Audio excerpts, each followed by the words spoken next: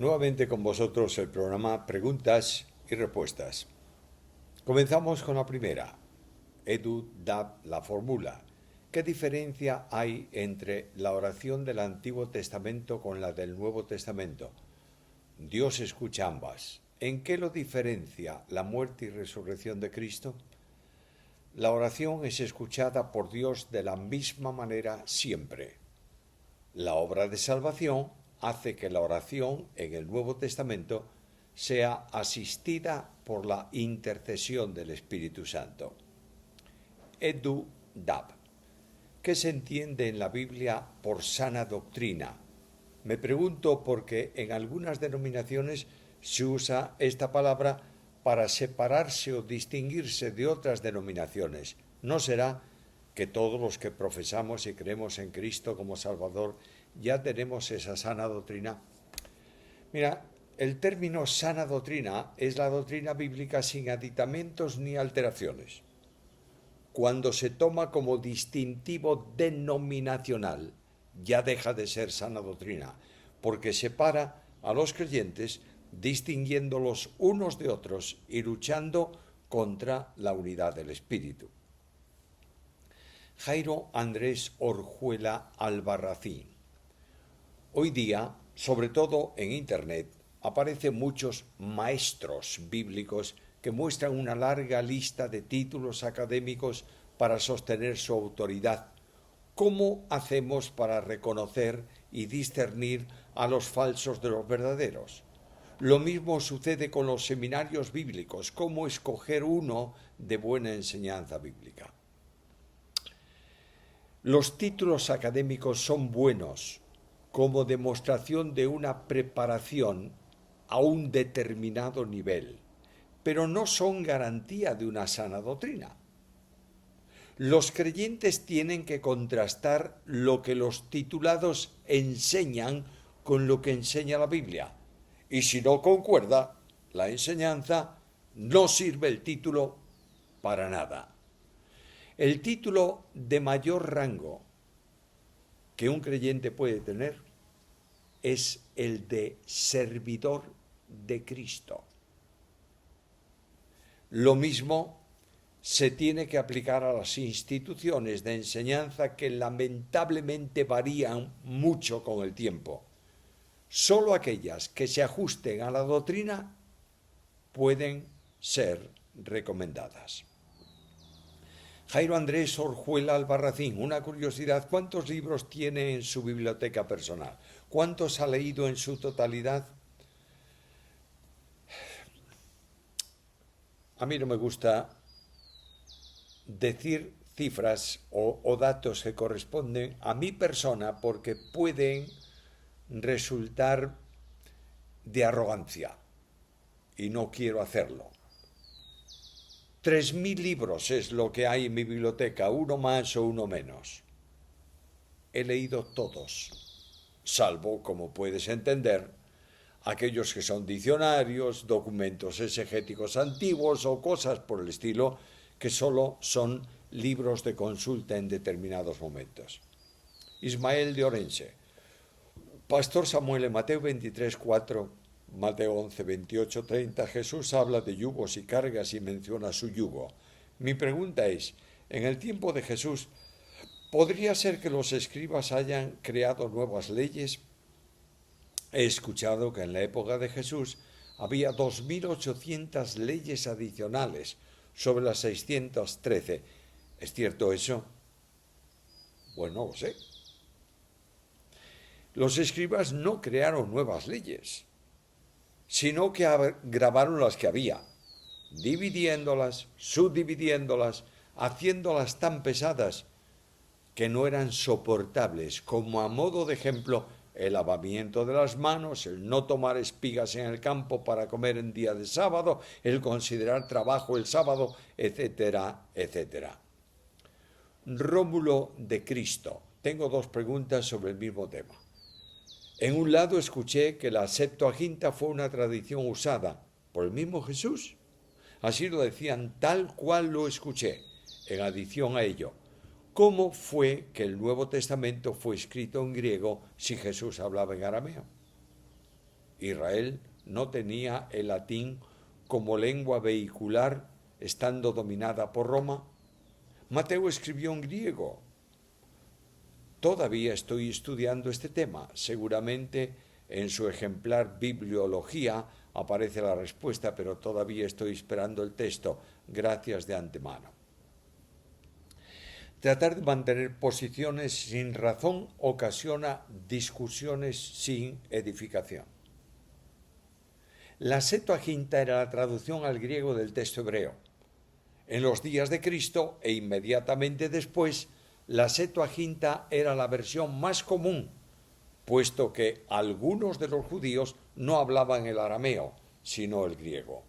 Por otro lado, los escritores del Nuevo Testamento escriben en la lengua común de entonces, que era el griego. El latín era una lengua común en el Imperio Romano en asuntos oficiales del imperio y sobre todo en Roma, en la zona de influencia de la capital del imperio y demás. Pero en los territorios de fuera del entorno romano se usaba el griego como lengua común.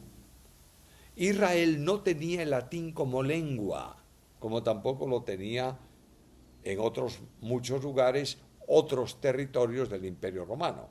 Indudablemente, Mateo escribió el Evangelio en griego, porque era el modo de llegar a todos, y no solo a los judíos. La idea de un Nuevo Testamento escrito en hebreo o en arameo es lo que los judíos y judaizantes quisieran que se creyese. Ellos dicen que todo el Nuevo Testamento fue escrito en hebreo y luego traducido al griego. No es cierto. No es verdad. Lidia Graciela Fontao, Pastor Samuel.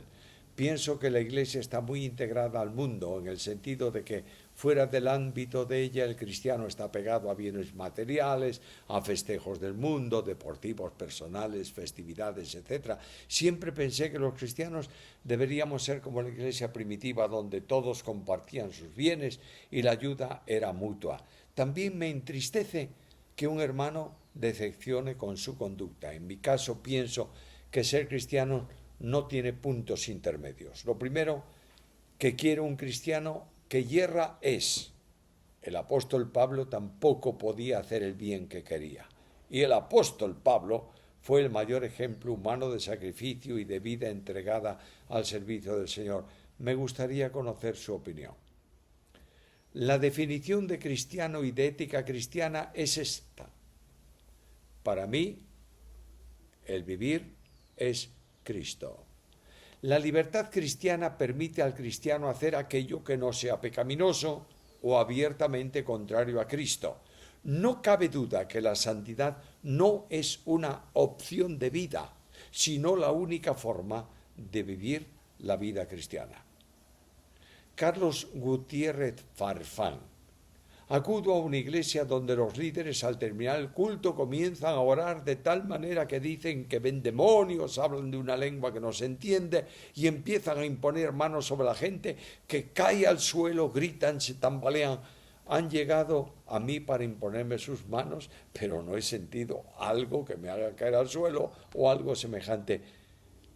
¿Esto es bueno ante los ojos de Dios? Eso es confusión, desorden, mentira espiritual, escándalo, etcétera, etcétera. No hay ningún lugar en el Nuevo Testamento que justifique lo que ellos llaman caída en el espíritu. De modo que eso no es bueno ni ante Dios ni ante los hombres. Nunca en relación con el Espíritu Santo ha caído alguno, pero sí caen muchos cuando son liberados de los demonios. Iván Saavedra Lugones, la gracia sea su vida, mi estimado. Mi pregunta es, ¿qué opina del humor cristiano? ¿Qué piensa de aquellos cristianos que tienen el talento de hacer reír a la gente y lo usan para transmitir la palabra de Dios como medio en las redes sociales y plataformas digitales, puesto que muchos son criticados diciendo que no se debe jugar con la Biblia, que no estamos para entretener, etcétera, y que hay que ser serios con la palabra de Dios? Lo que la Biblia dice es predicar, es decir, proclamar el Evangelio con toda solemnidad, porque es un mensaje procedente de Dios. No hay gracias que faciliten la salvación. El pecador no se salva por reír, sino por sentir el peso de su pecado y por sentir su condición perdida bajo la acción del Espíritu Santo. Cristian Doncel: el don de ciencia es conocer algo oculto del creyente que se le revela para exhortación. El don de ciencia es la capacidad espiritual que permite al que enseña hacerlo conforme a la verdad bíblica, profundizando en ella. No es un don de adivinación, ni de revelación de cosas personales e íntimas de otra persona. Cristian Doncel. La fe que se habla en Efesios 2:8 es un don de Dios, ya que dicen que es un regalo y no debería estar condicionada, como se dice en la parte que dice: si creyeres en tu corazón serás salvo. ¿Cómo entender el equilibrio en esto? No hay ningún tipo de condicionamiento ni de discrepancia. Dios da la fe para que el hombre la ejerza. Y la creencia para salvación es con el corazón. Por tanto, el que recibe la fe debe creer cómo ha sido capacitado para hacerlo. Roberto Alejandro Álvarez: hermano Samuel, bendiciones y un fuerte abrazo. Además de la Biblia, la literatura cristiana y el material de estudio teológico, ¿hay algún otro libro temático, ensayo, novela de literatura que recomienda leer y que a usted le guste mucho? Un abrazo. Recomiendo 2 libros: El peregrino y El despertar de la gracia. Manuel: Cristo perdonó nuestros pecados pasado, presente y futuro. ¿Es bíblico decir que tenemos que estar al corriente con Dios para ser salvos? Nadie puede estar al corriente en el sentido de resolver el problema del pecado para ser salvo, porque nadie puede ser salvo por sí mismo. Dios es el que pone al corriente consigo al pecador, perdonando la responsabilidad penal para todos sus pecados. Mauro Francisco Durán: hace unos años escuché en un sermón suyo que la vara de la corrección de Proverbios no se refiere a que muchos padres utilizan para golpear a sus hijos como disciplina. ¿A qué se refiere entonces? El concepto vara de corrección no es palo en el sentido de la palabra en el idioma hebreo, sino corrección intensa. Solo una vez se utiliza esa misma palabra en el sentido de vara o de palo para referirse a un castigo impuesto a un esclavo.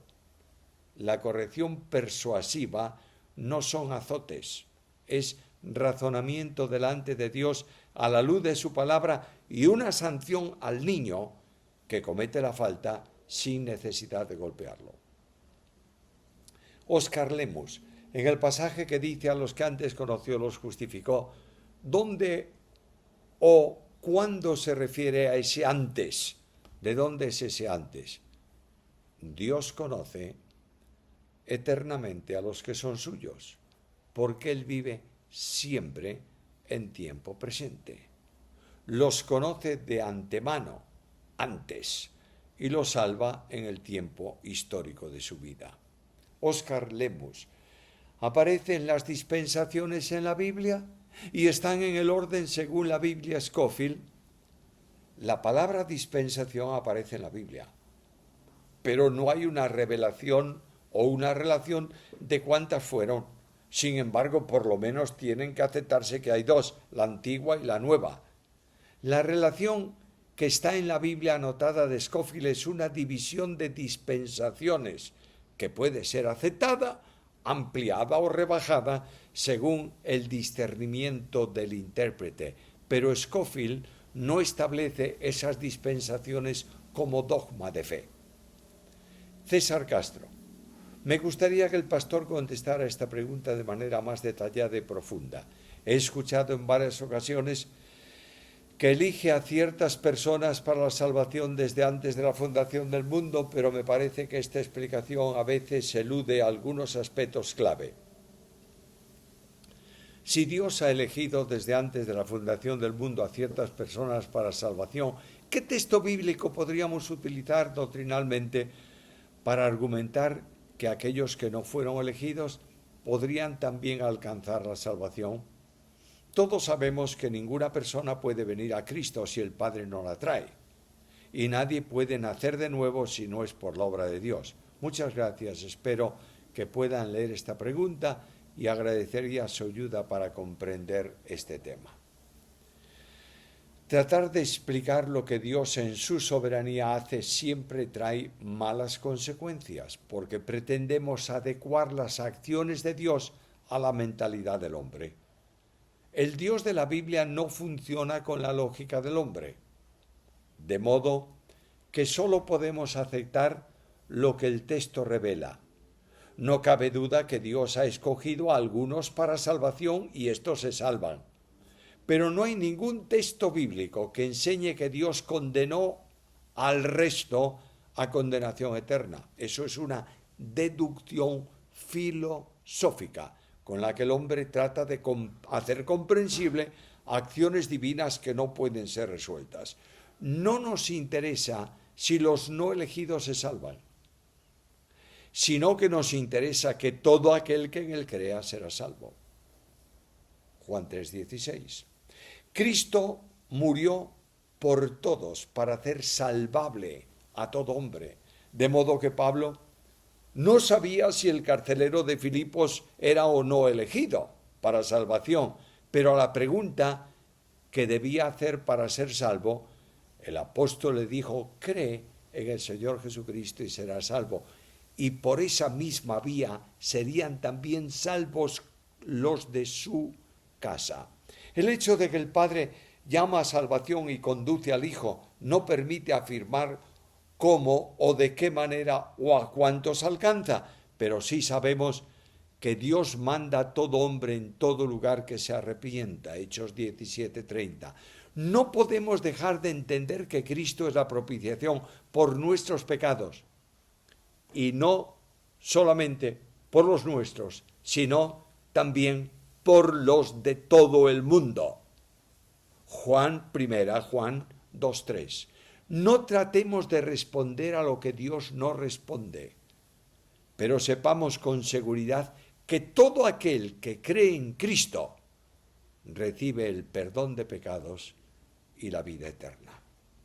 Ángela Silva. Pastor Samuel, ¿qué consejo, después de 80 años de edad y 40 de pastorado para los jóvenes pastores, que la Iglesia sea guiada, alimentada y finalmente guardada? Mira, no hay otro consejo. Biblia. Solo Biblia. Nada más que Biblia para alimentar y guiar a la Iglesia. Cristo. Solo Cristo. Nada más que Cristo para ejemplaridad de los cristianos. Oración, solo oración, y nada más que oración insistente para que la Iglesia sea guardada del maligno. De nuevo, Ángela Silva. Pastor Samuel, no porque una mega iglesia se congreguen, es decir, una multitud de almas, significa que es una iglesia verdadera. ¿Por qué? Porque en el capítulo 6 de Juan es la evidencia de que muchos me dirán aquel día: Señor, como dice Mateo 7, 22, 23, y entonces 5:32 les declararé: nunca os conocí. Cuanto mayor sea la congregación de personas, mayor es el peligro de que entre ellas haya quien sea un convertido. Que sea un convencido, quise decir, pero no un convertido. Alguien que sepa de Cristo, pero que no sea de Cristo.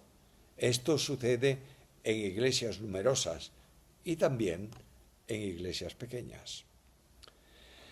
Héctor Moncada, tengo una consulta. En los últimos capítulos del libro de Ezequiel, el Señor muestra al profeta un templo y un tabernáculo y se habla de sacrificios y ofrendas. En Apocalipsis se dice que ya no habrá más templo porque el Señor es el templo. ¿Tiene el templo mostrado en Ezequiel junto con los sacrificios mencionados relación con los últimos tiempos? Lo único que la profecía anuncia es que en el tiempo del reinado del Mesías en la tierra se levantará un templo descrito por el profeta que será un lugar para rendir culto a Dios. Este templo no será edificado por los hombres del tiempo actual, sino por el Mesías cuando regrese para reinar. Quiero hacer notar que hay muchos empeñados en ver señales, muchos que hablan de que ya está cortada la piedra para el templo, etcétera, etcétera, apuntando a los días del anticristo, y se confunden ellos y confunden a otros. Cualquier acontecimiento es tomado por estos creyentes como una señal para la venida de Jesús. En lugar de buscar señales, esperemos al Señor. Hugo Daniel Contreras Hinojosa. Hola, pastor. Espero que esté muy bien. Bendiciones. Respecto a mi pregunta sobre si el dispensacionalismo es o no herejía, la formulé porque he escuchado a algunos pastores, entre ellos menciono un nombre que yo no voy a mencionar, que dan a entender que el dispensacionalismo es herético o algo errado. De ahí surge mi pregunta. El dispensacionalismo puede estar equivocado en algún aspecto, pero no está equivocado en nada. El sistema dispensacional. Dispensacionalismo es una postura teológica. Dispensacional, una forma de hermenéutica bíblica. Generalmente, los sistemas reformados amilenaristas luchan contra la posición que asumimos como única forma de interpretación consonante con la Biblia, que es la correcta hermenéutica dispensacional. Así lo entendían los apóstoles y los cristianos primitivos. Desde Agustín de Hipona, con su célebre Ciudad de Dios, el alegorismo y el preterismo se establecieron en la hermenéutica bíblica. Iglesia de las Delicias, Valladolid. En una de las preguntas de este vídeo afirma que un creyente no puede perderse, o lo he entendido mal. Lo has entendido muy bien. Ningún creyente puede perderse porque nadie puede perder su salvación. Angélica. Pastor, ¿cómo entender el capítulo 29 del primer libro de Samuel, donde David iba a ir a la guerra con un ejército filisteo contra Israel? Tienes que entenderlo en el contexto histórico, donde David fue perseguido injustamente por Saúl y tuvo que huir a la tierra de los filisteos para no perder la vida. El texto dice que el rey filisteo ordenó a David que fuera con él a la guerra contra Israel. De alguna manera, David no iba a luchar contra su pueblo como hacía durante su estancia en Filistea, porque destruía lugares de residencia de los filisteos y les daba muerte, haciendo confundir al rey como que había estado saqueando poblaciones de Israel. Dios maneja soberanamente toda la vida de David en un tiempo de corrupción espiritual. De nuevo, Angélica, pastor, ¿cómo entender y qué aplicación hacer al hecho de que David permaneciera en tierra filistea donde vivían los enemigos de Israel? David en su juventud había matado a Goliat y ahora vivía entre ellos. ¿Eran más los enemigos de Israel en Israel, su rey y sus ejércitos, que los filisteos que le dieron amparo? Vivía entre ellos por necesidad, no por gusto personal. Juan José Gavarri, ¿de qué tribu vienen los gitanos? Pues mira, no tengo ni idea de dónde proceden, y mucho menos vincularlos a alguna de las tribus de Israel. Juan José Gavarri, ¿por qué se perdió la tribu de Dan? Tampoco tengo una respuesta bíblica. Tal vez no figura entre las otras tribus por su continua propensión a la idolatría, pero esto es simplemente una suposición. Ezequiel Reyes, ¿qué dice la Biblia sobre la donación de órganos y cremación de cadáveres? En cuanto a lo primero, el apóstol dice que el cristiano debe dar su vida por sus hermanos. Primera carta de Juan 3:16. La sangre es símbolo de vida, por tanto, cuando alguien dona órganos, no constituye la muerte, que no constituya, quiero decir, la muerte del donante es inferior a dar la vida. La donación de órganos después de la muerte no es solo lícita, es también ética. En relación a la cremación, interviene en ello la conciencia personal, pero la cremación simplemente acelera el proceso de revertir el cuerpo al polvo de donde fue tomado.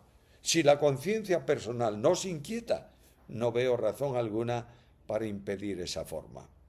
Héctor Bravo, por alguna razón que desconozco, el texto hebreo que ha llegado hasta ahora no usa la forma plural del verbo hacer, pero sí usa correctamente nuestra para hablar de la imagen y semejanza.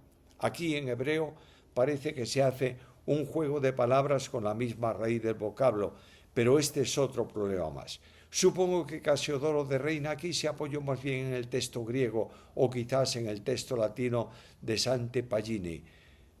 Domingo natural de Luca. La alegoría respecto de la mujer en cuanto a dónde fue tomada es de origen judío, específicamente del rabino Akiva. El término hebreo tiene mayor comprensión del hecho creacional del hombre, traduciéndolo como está en nuestras versiones, derivadas del texto griego. Los hebreos no tenían una palabra para cuerpo en el sentido en que la tenemos nosotros. Esto no significa que cuando se refiera a la vida visible por medio del cuerpo, no la traduzcamos de este modo. Gracias por la información sobre la alegoría de donde fue tomada la mujer. En el idioma hebreo se dice que fue tomada del hueso del hombre. No dice que fue creada, sino que fue construida. Todo esto no tiene ninguna importancia porque no condiciona doctrinalmente nada de la enseñanza bíblica. Ángel Fernández Vidal, contestando a una pregunta, usted habló de la excomunión de un creyente por su pecado no arrepentido. Mi pregunta es, ¿en qué consiste la disciplina de la excomunión y de qué cosa se le aparta a la persona excomulgada?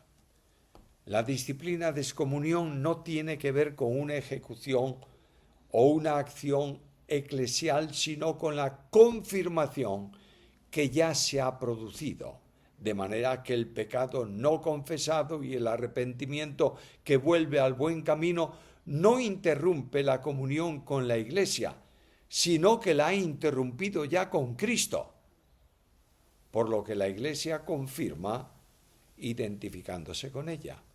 La excomunión, lo dice su nombre, es retirar al disciplinado de la comunión con la Iglesia, porque no está en comunión con Cristo hasta que se restaure espiritualmente. Esto comprende aspectos de ministerio y también la participación en la Santa Cena.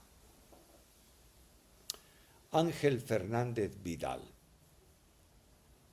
¿Sería bíblico echar a un miembro de la Iglesia y no dejarle entrar si no se arrepiente, aunque él quiera seguir congregándose? ¿Quién puede impedir la asistencia a las reuniones de la Iglesia de alguien? Es precisamente en el ministerio de la Iglesia que Dios puede usar la palabra para la restauración espiritual de un creyente extraviado. Nadie debe impedir la asistencia de nadie al culto, sino todo lo contrario, animarle para que asista. Chloe Salazar. En algún lugar de la Biblia se dice que ni un salvo puede dejar de serlo por su propia decisión. Entiendo que al igual que la salvación es por decisión, no rechazarla, un salvo podría rechazar esa salvación. Un salvo puede dejar de ser salvo, no por perder la salvación, sino por decisión de rechazarla por alguna razón o circunstancia, etc. La salvación no se pierde, se rechaza, aun siendo salvo, por voluntad. Así como la provisión de la cruz no es el resultado, sino que el hombre decide aceptarla o no, la salvación se mantiene si no se rechaza por decisión personal. Sabemos que el hombre no hace nada para salvarle, si solo cree. Del mismo modo, para seguir siendo salvo debe seguir creyendo. Espero que entiendas mi pregunta. Esta última frase tiene la dificultad de la salvación del creyente. El que ha creído ha sido incorporado al cuerpo de Cristo y es un miembro de su cuerpo. Y ese miembro no puede decidir salirse del cuerpo y determinar perderse porque ya no es suyo, es de Dios. En segundo lugar, Dios no permite que el salvo determine dejar de ser salvo, porque la salvación no es del salvo, es un regalo de Dios y es irrevocable.